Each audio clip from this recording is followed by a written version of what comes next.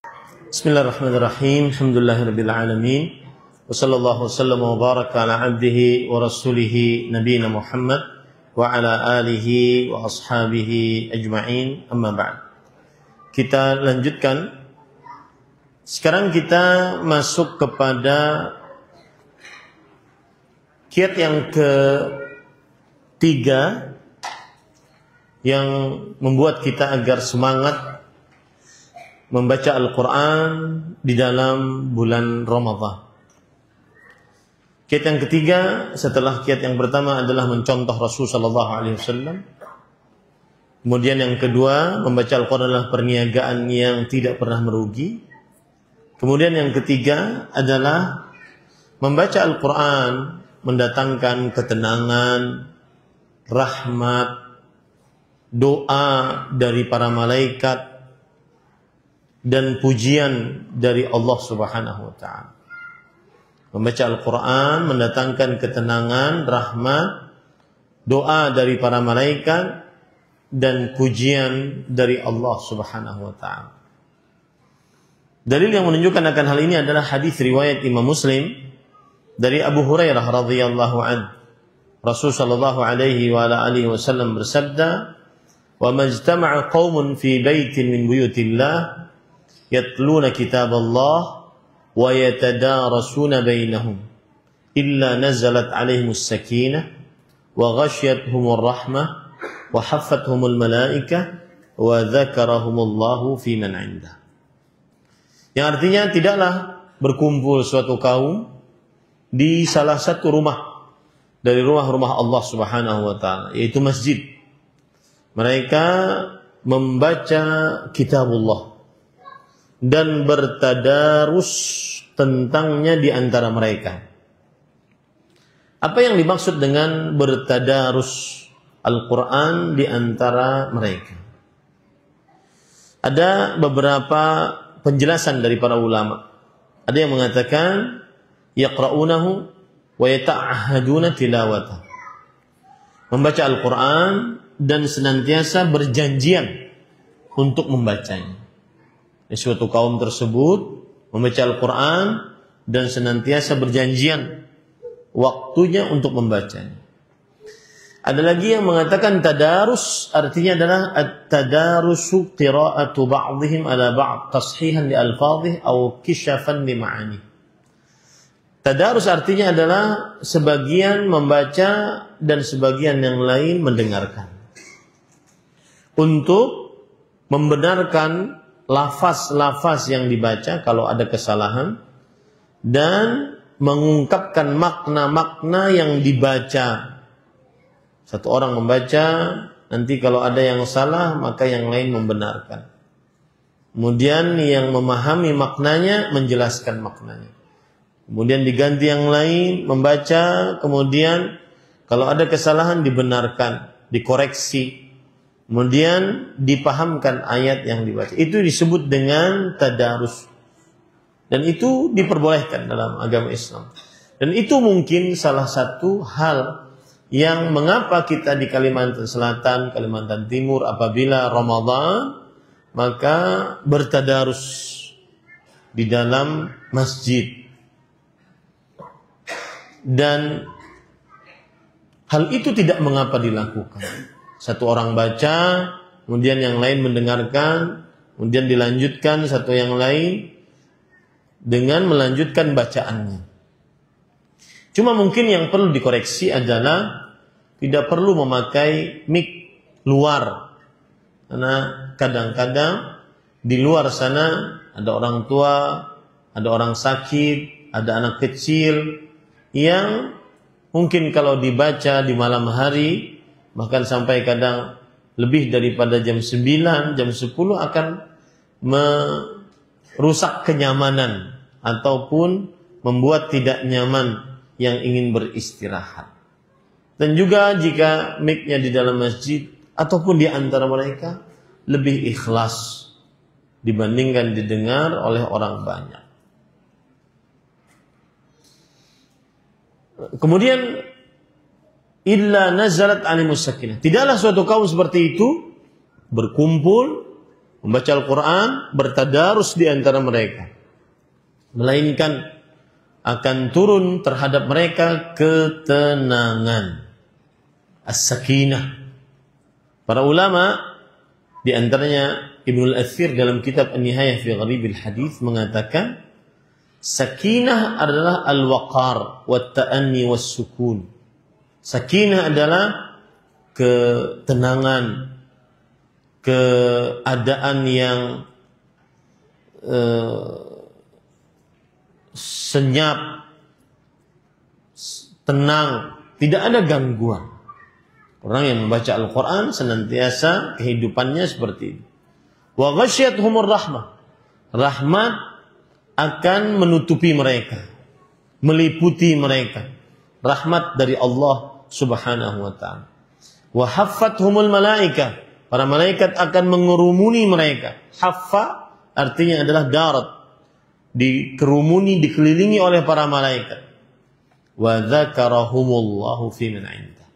Dan Allah Subhanahu wa ta'ala menyebutkan nama-nama mereka di hadapan para malaikat yang ada di sisi Allah Subhanahu wa ta'ala. Ini salah satu hal yang membuat seseorang bersemangat untuk membaca Al-Quran. 4 keistimewaan sekaligus yang akan didapat oleh orang yang membaca Al-Quran dan memudarasahkan Al-Quran tersebut di antara mereka.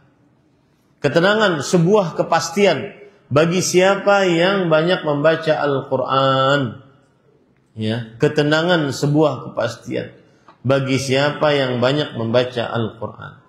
Dan subhanallah para ikhwah, ketenangan qalbu adalah harta tersendiri yang dimiliki oleh seorang manusia di dunia ini. Mungkin orang melimpah ruah hartanya, emas, perak, rumah megah, mobil mewah, tapi terkadang dia mencari ketenangan sampai harus menyelam ke dalam lautan, kemudian mendaki ketinggian gunung, kemudian pergi ke tepi pantai, atau mencari ketenangan dengan cara pergi ke kelab-kelab malam yang penuh dengan detakan keras musik-musik, hanya untuk sebuah kata al-itmi'nan, hanya untuk sebuah kata ketenangan. Ada perkataan menarik. Ali bin Abi Thalib ditanya, ayyu makhlukin a'zamul makhluqat? Makhluk apa yang paling besar di dunia ini, paling kuat? Maka ada yang menjawab, Ali bin Abi Thalib menjawab radhiyallahu an, makhluk yang paling besar, paling kuat adalah gunung, karena dia merupakan pasak bumi. Tetapi gunung dipahat oleh besi, maka besi adalah makhluk yang paling kuat. Tapi besi dilelehkan oleh api. Api adalah makhluk yang paling kuat. Tetapi api dipadamkan oleh air. Air adalah makhluk yang paling kuat. Air dihalau oleh angin jadilah hujan. Makhluk yang paling kuat adalah angin. Angin dapat dihalau oleh manusia. Manusia adalah makhluk yang paling kuat. Dan manusia sangat lemah di hadapan alham wal gham, kegelisahan, keresahan. Maka makhluk yang paling kuat adalah kegelisahan dan keresahan. Dan semuanya itu bisa hilang dengan zikir kepada Allah. Dan zikir kepada Allah yang paling afdal adalah tilawatul Quran. Maka para ikhwan yang dirahmati oleh Allah, itulah ketenangan qalbu. Semewah apapun hidup seseorang, belum tentu dia mendapatkan ketenangan qalbu. Ketenangan qalbu adalah harta dari Allah Subhanahu wa ta'ala yang sangat besar. Ahibati fillah, afanillah wa iyyakum. Sekarang Hal yang keempat, agar semangat membaca Al-Quran, maka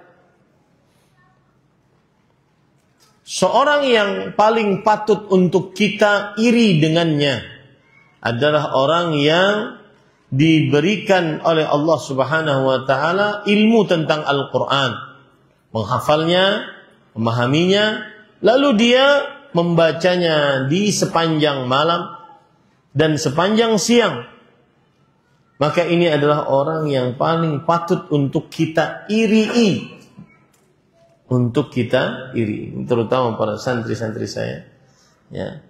Yang paling patut kita iri bukan orang yang mewah, megah, harta benda melimpah ruah, sebagaimana yang diajarkan oleh media sosial di zaman sekarang. Harus hidup, harus hedon, kaya, raya. Ada kisah menarik disebutkan di dalam tafsir Imam Ibnu Abi Hatim. Ketika Allah berfirman dalam surat Yunus ayat 57-58. Allah Subhanahu wa taala berfirman di dalam Al-Qur'an tentang Al-Qur'an adalah mau'izah, nasihat dari Allah Subhanahu wa taala dan penyembuh bagi apa yang ada dalam kalbu dan petunjuk serta karunia dan rahmat bagi orang-orang yang beriman. Allah Subhanahu wa taala berfirman di dalam Al-Qur'an pada surat Yunus ayat 57-58. Ya ayuhan nas, qad ja'atkum mau'izatun min rabbikum. Wahai manusia, telah datang kepada kalian mau'izah, nasihat dari Rabb kalian, wa syifaa'un lima fis sudur, dan obat penyembuh apa yang ada dalam kalbu, wa hudan wa rahmatun lil mu'minin, petunjuk dan rahmat untuk orang-orang beriman, yaitu Al-Qur'an. Kemudian Allah berfirman, qul, katakan wahai Muhammad, bifadlillah wa birahmatihi wa bidzalika falyafrahu huwa khairun mimma yajma'un. Dan dengan fadlullah, karunia Allah, dan rahmat Allah, dengan itu hendaknya orang-orang yang beriman mereka gembira. Ini fadlullah dan rahmat Allah lebih baik daripada apa yang manusia kumpulkan. Abdullah bin Abbas, ahli tafsir di generasi tabi'in, kemudian di generasi sahabat, Abu Sa'id Al-Khudri, ahli tafsir di generasi sahabat, mengatakan fadlullah al-Islam dan rahmatullah Al-Quran. Katakanlah wahai Muhammad SAW, dengan fadlullah, dengan Islam, dan rahmat Allah dengan Al-Quran, hendaknya mereka bergembira. Ini Islam dan Al-Quran lebih baik daripada apa yang dikumpulkan oleh manusia dari harta kekayaannya. Ada cerita yang saya ingin ceritakan tadi di dalam tafsir Imam Ibnu Abi Hatim dengan sanadnya sampai kepada Aifa' bin Abdul Qila'i, bahwa qadima minal Iraq kharaju Iraq ilal Madinah. Hasil zakat orang penduduk Irak datang ke kota Madinah. Kemudian Umar bin Khattab yang waktu itu menjadi Amirul Mukminin, pemimpinnya orang beriman, menghitung harta zakat tersebut. Kemudian beliau berkata, Alhamdulillah, segala puji bagi Allah, datang harta zakat ini yang bisa dibagikan kepada orang fakir miskin. Kemudian Maula, pembantu Umar bin Khattab, berkata, hadza bifadlillah wa rahmatihi. Ini adalah karunia Allah dan rahmatnya. Maka Umar bin Khattab radhiyallahu anhu langsung menyanggah, kadzabta, engkau telah berdusta. Fadlullah, karunia Allah dan rahmat Allah bukan harta ini. Akan tetapi fadlullah, Islam, dan karunia rahmat Allah adalah Al-Quran. Para santri sekalian, jangan tertipu Jangan seseorang kemudian berpikir bahwa harta yang megah itulah karunia Allah, rahmat Allah. Rahmat Allah adalah Al-Quran. Engkau menghafal Al-Quran, memahaminya, berusaha mengamalkannya, khairun mimma yajma'un. Itu lebih baik daripada harta yang dikumpulkan oleh manusia. Makanya di dalam tafsir Imam Al-Qurtubi dikatakan, man hadahu Allahu lil Islam, siapa yang diberi petunjuk oleh Allah untuk masuk Islam, wa 'allamahu al-Qur'an, lalu dia diberikan oleh Allah ilmu tentang Al-Quran, summa syakal faqah, kemudian dia mengeluh akan kemiskinan. Sudah diberi Islam, diberi petunjuk untuk menghafal Al-Quran, memahaminya, kemudian dia mengeluh akan kemiskinan. Kataballahu baina 'ainaihi al-faqra ila yaumi yalqah. Allah Subhanahu wa taala akan tuliskan dia sebagai orang miskin selalu sampai hari kiamat. Kenapa? Karena sebenarnya dia memiliki kekayaan yang sebenarnya, yaitu Islam dan Al-Quran yang dia hafal, dia pahami, dan berusaha dia amalkan. Ini tadi pagi saya di Banjarmasin ada 5 orang dari pesantren tentang ilmu yang menyelesaikan setoran hafal Al-Quran 30 juz.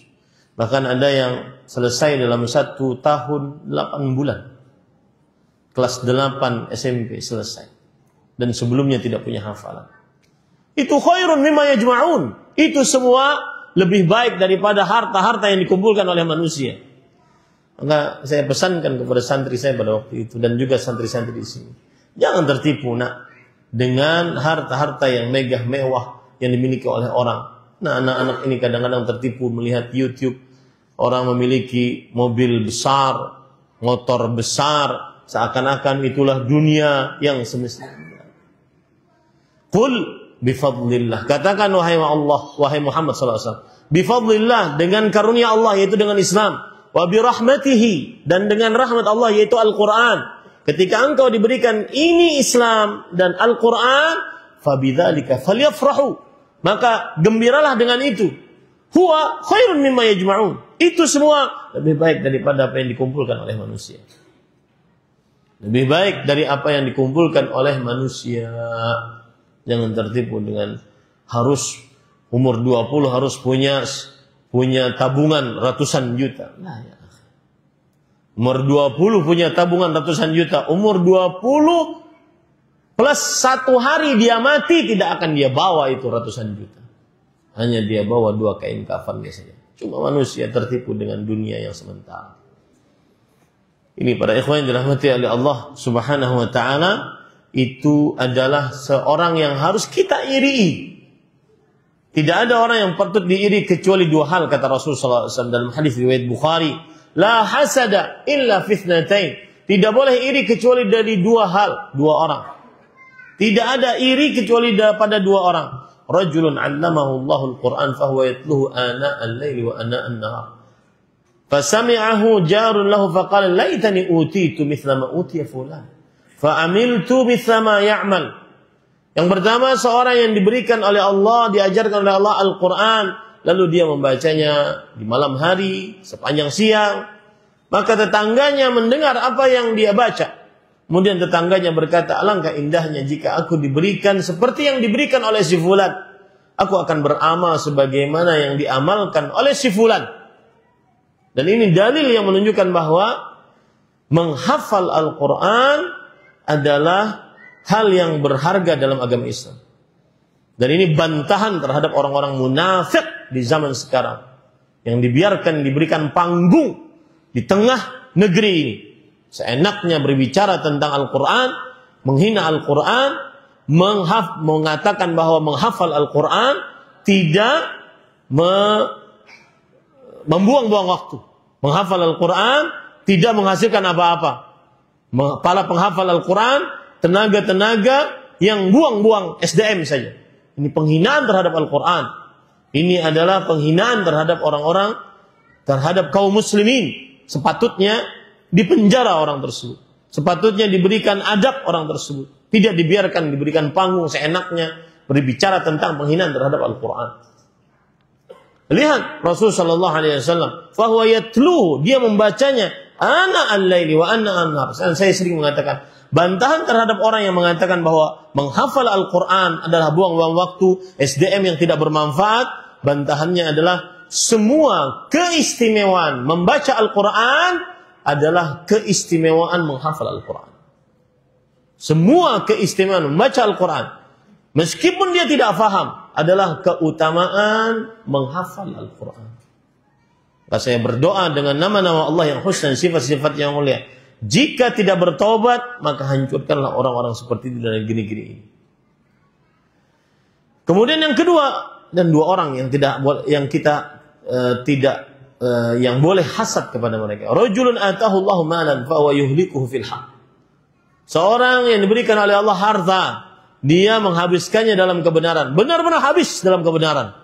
Sebagaimana Abu Bakar, sebagaimana Utsman, bagaimana Abu Umar bin Khattab, benar-benar habis, tidak hitungan dalam kebenaran.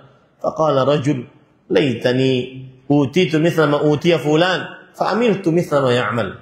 Alangkah indahnya aku diberikan harta sebagaimana si fulan diberikan harta, aku akan beramal sebagaimana dia beramal. Tidak pernah hitungan dalam urusan mensedekahkan harta yang jalan Allah Subhanahu wa taala. Ini para ikhwan yang dirahmati oleh Allah. Ini adalah hal yang membuat seseorang semangat untuk membaca Al-Qur'an, terutama di dalam bulan Ramadan yang ketiga atau yang keempat. Yang kelima, para ikhwan yang dirahmati oleh Allah Subhanahu wa taala, membaca Al-Qur'an adalah perhiasan terindah orang beriman. Membaca Al-Quran adalah perhiasan terindah orang beriman. Sebagaimana dalam hadis riwayat Imam Bukhari dan Imam Muslim dari Abu Musa al-Ash'ari radhiyallahu anhu, "Mathalul mu'min alladhi yaqra'ul Qur'an mathalul utrujah, rihuha tayyib wa ta'muha tayyib." Permisalan orang beriman yang membaca Al-Quran maka seperti buah utrujah, baunya wangi dan rasanya pun manis. Baunya wangi, rasanya pun manis. Wa mathalul mu'min alladhi la yaqra'ul Qur'an mathalut tamrah la riha laha wa ta'muha hul. Misalan orang yang beriman yang tidak membaca Al-Qur'an seperti buah kurma, rasanya manis tapi tidak ada bau wanginya. Wa mathalul munafiq alladhi yaqra'ul Qur'an mathalur raihanah rihuha tayyib wa ta'muha murr. Perumpamaan orang munafik yang membaca Al-Qur'an seperti buah raihanah, baunya wangi akan tetapi rasanya busuk. Wa mathalul munafiq alladhi la yaqra'ul Qur'an kamathalil handhala laysa la rih wa ta'muha murr. Perumpamaan orang munafik yang tidak baca Al-Qur'an seperti buah handhalah, tidak mempunyai buah wangi dan rasanya busuk. Maka para ikhwan dirahmati oleh Allah, itulah yang kelima dari keutamaan membaca Al-Quran yang membuat kita semangat membaca Al-Quran. Yang keenam, orang yang membaca Al-Quran lancar, tidak lancar, hafal, tidak hafal, paham, tidak paham, seluruhnya adalah kebaikan. Seluruhnya adalah kebaikan. Memang yang paling baik adalah yang membacanya, memahaminya, dan kemudian mengamalkannya. Ini yang paling afdal. Makanya Fudail bin Iyad rahimahullah, seorang tabi'i, abidul haramain, ahli ibadah di dua tanah suci, beliau berkata, "Inna Allah anzal Qur'an li'amala bih, fattakhadha an-nasu qira'atahu amalan." Sesungguhnya Al-Qur'an itu diturunkan oleh Allah untuk diamalkan, tetapi orang sekarang mengamalkan, membacanya adalah sebuah amalan. Sebenarnya Al-Quran itu diturunkan untuk diamalkan, dipahami lalu diamalkan. Tetapi orang sekarang membacaannya sebagai amalan, belum mengamalkannya. Makanya para santri sekalian, di samping menghafal Al-Quran, pelajari bahasa Arab. Karena bahasa Arab adalah kunci untuk mempelajari Al-Quran tersebut. Imam Ibnu Qayyim Al-Jauziyah rahimahullah berkata, la yafhamu fadlal Qur'an man la yafham kalam al-Arab. Man la yafham kalam al-Arab. Tidak akan mengetahui keutamaan Al-Quran siapa yang tidak faham bahasa Arab. Bahasa Arab inti di dalam dunia pencarian ilmu agama. Jadi yang keenam, membaca Al-Quran bagaimanapun adalah kebaikan. Yang hafal, yang tidak hafal, yang lancar, yang tidak lancar, yang faham, yang tidak faham. Membaca saja adalah sebuah kebaikan. Dalam hadis riwayat Imam Muslim dari Aisyah radhiyallahu anha, Rasul sallallahu alaihi wasallam bersabda, "Al-mahiru bil Qur'an ma'as safaratil kiramil bararah, walladhi yatata'tahu fihi wa huwa 'alaihi syaq lahu ajran." Al-mahiru bil Qur'an dikatakan oleh Imam An-Nawawi rahimahullah dalam kitab beliau Al-Minhaj Syarah Nawawi Sahih Muslim, al-hadhiq al-kamil al-hifz, yang lancar bacaannya dan hafalannya. Nah, ini menjadi tantangan tersendiri bagi kita terutama dalam bulan Ramadan. Lancarkan bacaan Al-Quran yang kalau baca 1 juz setengah jam. Ya, ini saya ingin cerita saja. Beberapa waktu yang lalu baru-baru saya meruqyah orang malam hari dari jam 8 sampai jam 9. Selesai surat Al-Baqarah 2 juz 4 lembar. Orang baca Al-Quran yang lancar adalah orang yang dia kalau membaca 1 juz setengah jam. Mudahnya agar kita imajinasinya paham, maka orang lancar baca Al-Quran seperti Syekh Abdurrahman As-Sudais di Mekah. Nah, itu baru namanya lancar. Kalau belum selancar itu jangan ngaku-ngaku lancar, pian. Hah? Aku sudah lancar, tapi pas baca inna ya. Tapi bagaimanapun itu sebuah kebaikan. Tapi lebih baik lagi lancar. Al-mahiru bil Qur'an ma'as safaratil kiramil wara. Orang yang mahir artinya orang yang lancar, orang yang hafal baca Quran akan bersama para malaikat yang baik-baik dan mulia. Walladzi yaqra'u al-Qur'an wa huwa yatata'ta'u fihi wa huwa 'alaihi syaq, yang terbata-bata dan dia berat lisannya membaca, maka dia akan mendapatkan 2 pahala. Berkata Imam Al-Nawawi rahimahullah, ajru al-qira'ah wa ajru tata'tu'ihi fi tilawatihi wa masyaqqatihi. Yaitu 2 pahala yang dia dapat, baca Al-Quran dan usahanya untuk membaca Al-Quran meskipun terbata-bata.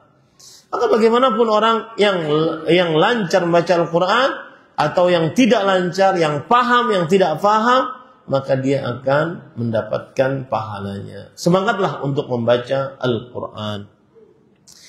Setelah ini, para ikhwan yang dirahmati oleh Allah Subhanahu wa taala, jangan kemudian selalu memperbincangkan mana yang lebih afdal membaca Al-Quran di dalam bulan Ramadan, apakah menghatamkannya ataukah membacanya tanpa hatam, akan tetapi membaca tafsirnya. Ini biasanya orang-orang yang malas, ya, hatam kada, tahu tafsirnya kada, ya. Ini para ikhwan yang dirahmati oleh Allah Subhanahu wa taala.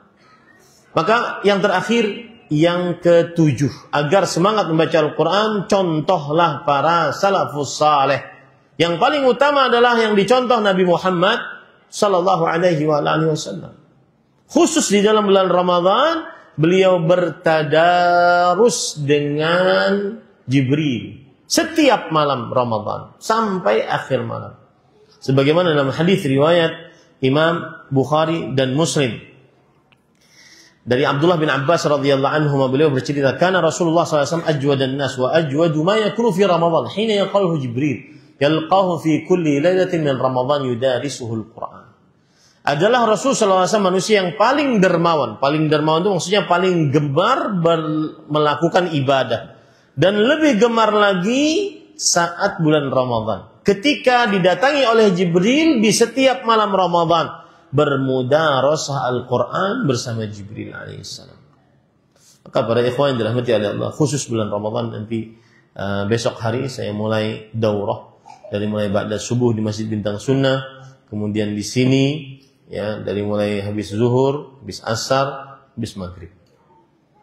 Salah satu amalan yang sangat istimewa dalam bulan Ramadan adalah membaca Al-Quran.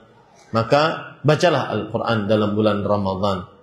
Maka saya sering mengatakan orang yang sangat sedih dalam bulan Ramadan, salah satunya adalah dia yang tidak bisa membaca Al-Quran, atau dia yang belum lancar membaca Al-Quran, akhirnya belum bisa menghatamkan Al-Quran. Di saat Nabi Muhammad SAW setiap tahunnya menghatamkan Al-Quran minimal sekali. Dan contoh, lihat lagi Imam Az-Zahabi dalam kitab beliau Syiar A'lamin Nubala. Beliau menyebutkan sebuah riwayat dari Ibrahim bin Yazid an-Nakhai, seorang tabi'i. Beliau berkata, "Kana al-Aswad bin Yazid rahimahullah yakhtimul Qur'ana fi Ramadan fi kulli lailatain." Al-Aswad, seorang tabi'i, menghatamkan Al-Quran di dalam bulan Ramadan di setiap 2 malam. Setiap 2 malam. Berarti satu hari satu malamnya 15 juz, satu hari satu malamnya 15 juz. Dan ini tidak heran bagi orang yang lancar baca Quran. Karena 1 juznya setengah jam. Berarti orang baca 5 jam, dia dapat 10 juz. Orang baca 7 jam, dapat 14 juz. Orang baca 8 jam, dapat 15 juz. Masih bisa ngantor. Masih bisa tidur di malam hari. Asalkan lancar.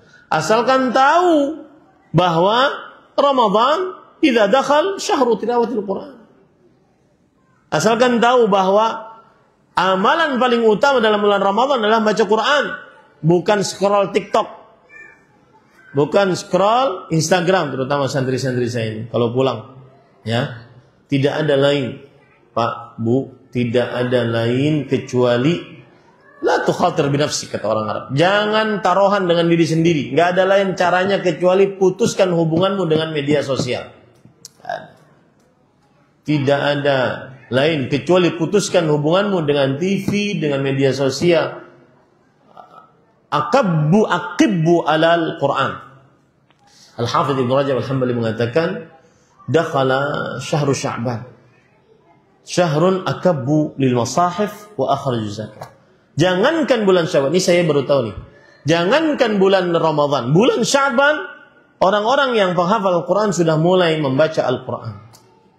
Saya kemarin nonton video Syekh Abdurrahman Sudaisi, hafizahullah, Imam Masjidil Haram dan ketua 2 masjid yang mulia. Beliau ditanya, apakah benar engkau mempersiapkan hafalanmu untuk jadi imam di dalam bulan Sya'ban agar nanti untuk hafalan dalam bulan Ramadan? Kata beliau, sudah menjadi kebiasaan para ahli baca Al-Quran, 2 bulan ini adalah 2 bulan untuk Al-Quran.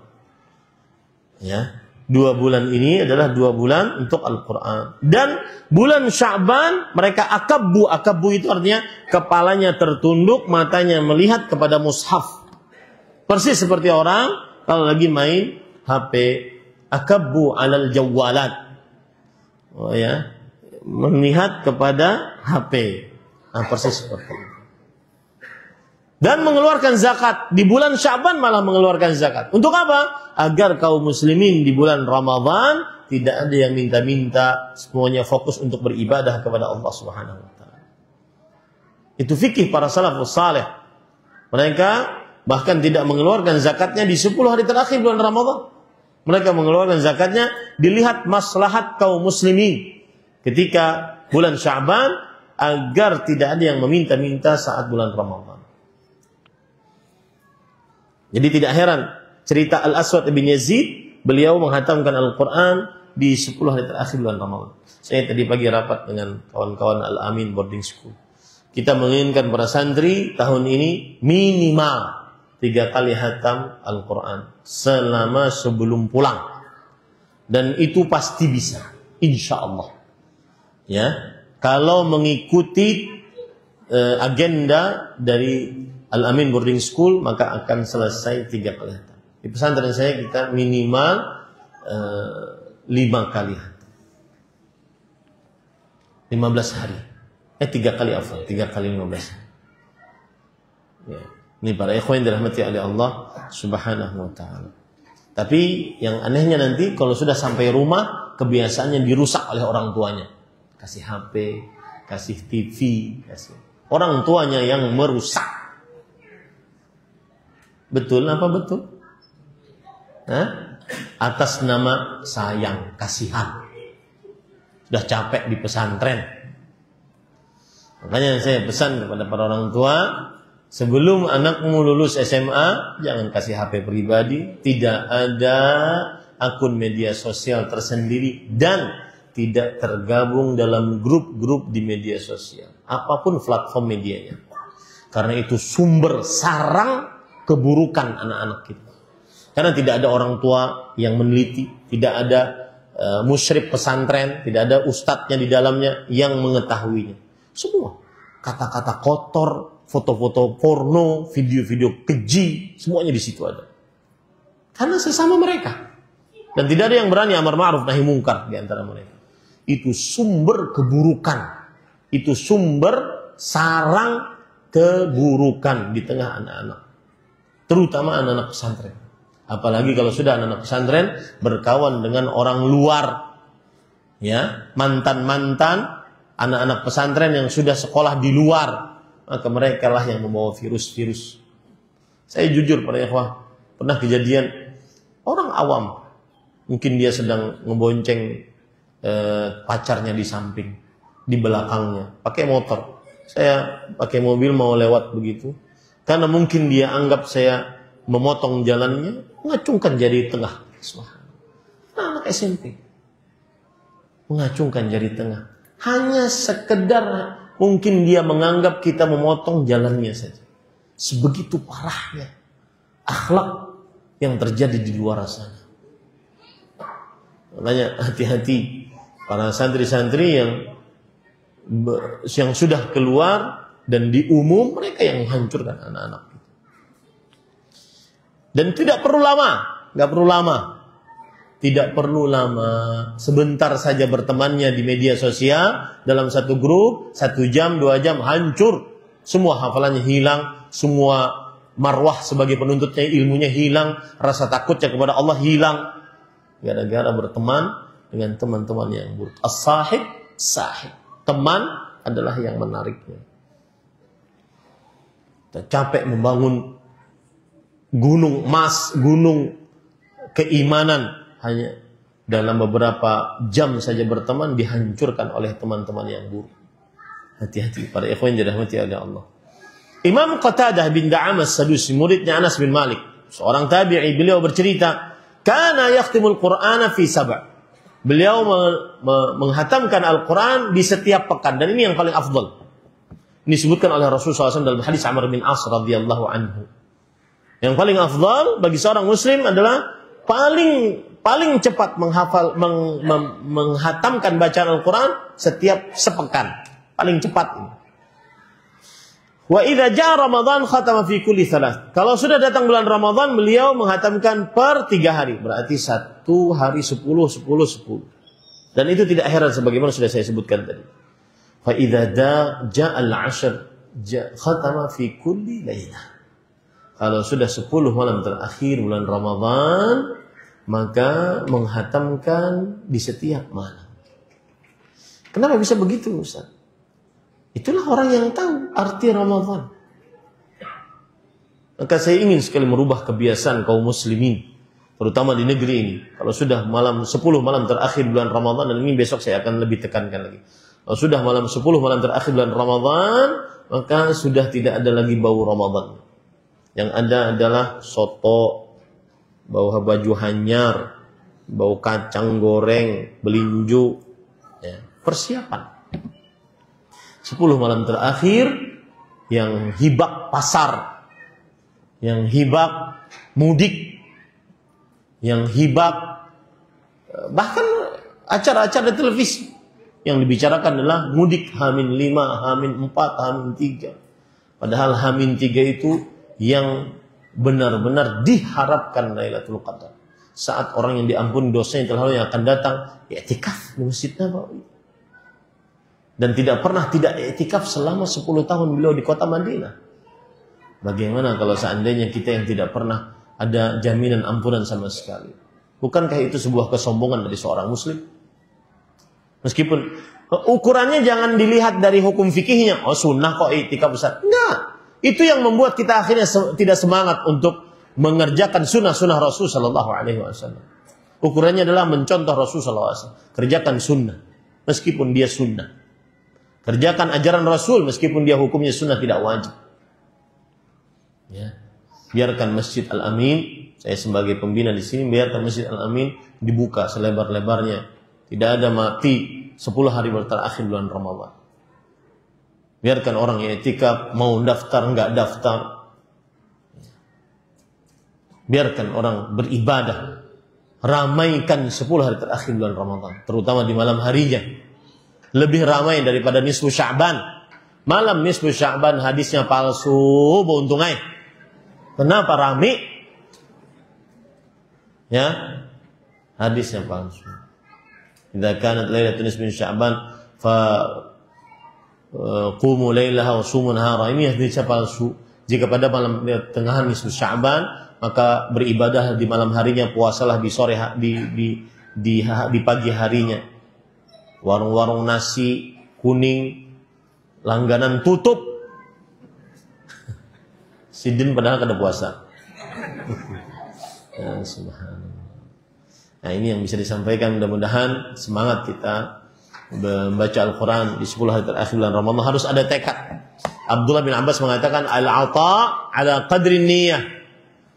Ya, karunia Allah kemudahan beribadah sesuai dengan besarnya niat. Besarkan niat. Pokoknya Ramadan tahun ini harus lebih daripada Ramadan sebelumnya. Wallahu a'lam. Mohon nasihat untuk laki-laki yang sudah menikah maupun yang belum menikah, yang masih menonton film porno dan melihat wanita-wanita berpakaian terbuka di sosmed. Terlebih sebentar lagi masuk bulan Ramadan. Mohon tips agar bisa meninggalkan perbuatan dosa tersebut. Ini menarik para ikhwan. Begini. Bermaksiat saat sendirian, la ukhfikum annaha ladzah. Saya tidak menutupi bahwa itu adalah kelezatan. Bermaksiat saat sendirian. Tetapi lebih lezat lagi meninggalkannya. Lebih lezat lagi menggantinya dengan ketaatan. Merasakan aja. Menggantinya dengan sholat, menggantinya dengan baca Quran, menggantinya dengan zikir sampai menangis. Lebih lezat dibandingkan melihat hal-hal yang tidak bermanfaat dan di ujungnya melakukan masturbasi ataupun berzina. Dan tidak ada yang bisa membuat kita meninggalkan hal tersebut kecuali khasyatullah. Kecuali takut kepada Allah, karena kita mengetahui Allah Maha melihat, Maha mengetahui, Maha mendengar. Tidak ada yang bisa membuat kita meninggalkan itu kecuali khasyatullah. Khasyah bukan hanya sekedar takut. Khasyah adalah al-khauf ma'al ma'rifah. Takut disertai dengan mengetahui Allah. Ma'rifat kepada Allah. Allah Maha melihat, Maha mendengar, Maha mengetahui. Dan hati-hati. Sudah menjadi habit akhlak yang buruk. Kalau berkesendirian pasti maksiat. Terutama yang sudah umurnya 40 tahun ke atas. Susah dirubah. Wallahi susah dirubah. Walaupun sudah kai-kai, kalau itu sudah terbiasa, susah dirubah. Hati-hati. Yang kalau dia berkesendirian tanpa harus berpikir panjang. Akhlak itu kan pengertiannya adalah sajiyah wa tabi'ah tamba'ithu minhal af'al min duni fikrin warawiyah. Dia tabiat terpatri dalam kalbu yang menimbulkan perbuatan tanpa berpikir panjang, keluar akhlak tersebut. Kalau berkesendirian pasti maksiat. Pasti maksiat. Hati-hati. Tidak ada obatnya kecuali khasyatullah. Takut kepada Allah. Timbul pertanyaan, bagaimana kita menumbuhkan khasyatullah? Ingat keistimewaan khasyatullah. Allah berfirman dalam Al-Quran dalam surat Qaf. Man khasyar rahman bil ghaib. Yang khasyah kepada Allah dengan sendirian. Wa jaa'a biqalbin munib, dan dia datang kepada Allah dengan hati yang penuh menghadap. Udkhuluha bisalam. Maka dikatakan kepadanya, masuklah kalian ke dalam surga dengan penuh keselamatan. Dzalika yaumul khulud, itulah hari kekekalan. Kemudian Allah mengatakan, lahum ma yasha'una fiha. Mereka akan mendapatkan apa yang mereka kehendaki di dalam surga. Yang tadi saat dalam kesendirian semakin sendiri semakin khasyah kepada Allah. Nanti di akhirat dia akan mendapatkan apa saja yang dikehendakinya. Waladaina mazid. Nah, ini istimewanya. Dan kami memiliki pahala tambahan. Apa pahala tambahannya? Allah berfirman kepada penghuni surga, ya ahlal jannah. Jika seluruh penghuni surga masuk ke dalam surga, maka Allah berfirman, wahai ahlul jannah, wahai penghuni surga, hal turiduna an azidakum syai'an? Maukah aku tambahkan kepada kalian nikmat? Penghuni surga mengatakan, ayu syai'in afdalu min hadza? Adakah yang lebih utama daripada ini? Alam tubayyid wujuhana? Bukankah engkau telah mencahayakan wajah kami? Wa tunajjina minan nar wa tudkhilna jannah? Masukkan kami ke dalam surga, menyelamatkan kami dari neraka setelah engkau memperlihatkan kepada kami neraka tersebut. Adakah yang lebih istimewa daripada ini? Fayakshifu anhumul hijab. Maka Allah Subhanahu wa taala membuka hijabnya.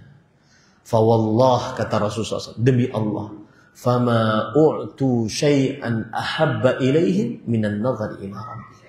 Tidak pernah ada nikmat surga yang lebih dicintai penghuni surga dibandingkan melihat wajah Allah Subhanahu wa taala. Makanya Rasulullah sallallahu alaihi wasallam berdoa, Allahumma inni as'aluka ladzatan nazari ila wajhik. Ya Allah, aku mohon kepada Engkau untuk lezat melihat kepada wajah Engkau. Ini yang membuat seseorang khasyatullah kepada Allah Subhanahu wa taala, terutama saat sendirian. Dan itu yang membuat seseorang akhirnya dia semangat untuk meninggalkan hal-hal tersebut. Wallahu a'lam. Bagaimana hukum owner yang mempekerjakan tukang bangunan yang mereka para pekerja tersebut tidak puasa? Apakah owner tersebut ikut berdosa karena mempekerjakan pada saat bulan Ramadan? Jika terdapat di dalamnya ta'awun 'alal itsmi wal 'udwan, tolong-menolong dalam dosa dan permusuhan, maka dia mendapatkan cipratan dari dosanya karena membiarkan orang tidak berpuasa. Dan kalau mencontoh di Arab Saudi biasanya kalau Ramadan juga ingin kerja, kerjalah di malam hari. Kerjalah di malam hari. Wallahu a'lam. Apakah tadarusan yang dilakukan di masjid-masjid pada umumnya memang dilakukan oleh para salafus saleh terdahulu? Bolehkah diterapkan di rumah bersama keluarga yang menyimak? Apakah mendapatkan juga bacaannya? Tadarus yang diperbolehkan seperti yang sudah saya sebutkan tadi. Yang satu baca, kemudian yang lain mendengarkan. Kalau ada yang salah dibenarkan, kemudian disebutkan maknanya, dijelaskan tafsirnya. Lalu di samping lagi membacanya lanjutan dari ayat sebelumnya. Dan tadarus yang belum ada contohnya dari Rasulullah SAW adalah yaitu setiap orang dibagi-bagi juznya. Misalkan dia baca juz 1, baca juz 2, baca juz 3, baca juz 4, kemudian setelah itu dihatamkan di malam tertentu. Maka ini belum ada contohnya. Wallahu a'lam. Apakah boleh membaca Al-Quran di bulan puasa ketika jam kerja kantor dan membacanya apakah harus menggunakan tajwid yang benar? Jawabannya, jam kerja sudah engkau jual waktumu untuk kerja, maka tidak digunakan untuk selain pekerjaan. Kecuali dengan minta izin kepada yang memberikan gaji kepadamu. Digunakan untuk membaca Al-Quran. Wallahu a'lam. Dan yang namanya tilawah diusahakan harus membacanya dengan tajwid dan makhraj yang benar. Bagaimana menyikapi suara rekaman Al-Quran yang diputar dengan pengeras suara dari masjid sementara kita sedang aktivitas di rumah atau bahkan sedang di toilet? Ini hampir setiap hari di waktu salat, bahkan hingga menjelang larut saat di bulan-bulan Ramadan. Maka seperti yang sudah saya singgung tadi, kita kaum muslimin menjaga ketenangan di tengah kaum muslimin, yaitu saat bulan Ramadan ketika sudah malam seperti ini jam 9 mau menjelang jam 10, maka lebih baik mic-nya mic dalam ataupun tanpa mengeraskan bacaan, tanpa mic. Yang penting kita bertadarus di antara kita. Wallahu a'lam. Bagaimana sikap kita menanggapi dan menjelaskan kepada orang tua ketika beliau diberitahu tentang hadis bahwa umrah di bulan Ramadan seperti haji bersama Rasul sallallahu alaihi wasallam? Orang tua saya jawab, kalau begitu nggak usah aja haji, kasihan orang yang wukuf di Arafah kalau disamakan dengan umrah Ramadan. Ini penting permasalahan. Sebagian orang harus dikenalkan tentang konsekuensi orang yang bersyahadat asyhadu anna Muhammadan Rasulullah. Karena di zaman sekarang, untuk melihat komentar-komentar di media sosial, kalau seandainya ada ustadz ditanya tentang permasalahan agama, lalu ustadz itu jawab dengan berdasarkan Al-Quran hadis, lalu jawabannya tidak sesuai dengan hawa nafsu orang yang mendengar, maka akhirnya dicela hadisnya. Karena tidak sesuai dengan hawa nafsunya. Maka pada saat itu harus dikenalkan kepada mereka ini tentang konsekuensi bersyahadat asyhadu anna Muhammadar Rasulullah. Orang yang bersyahadat asyhadu anna Muhammadar Rasulullah, maka dia konsekuensinya adalah tasdiquhu fima akhbar, mempercayai apa yang diberitahukan. Ya.